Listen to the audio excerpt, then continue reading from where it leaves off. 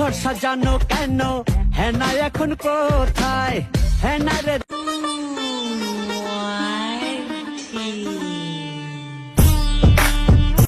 গড়ি ফষ্টি নষ্টি দেখতে নোনতা খেতে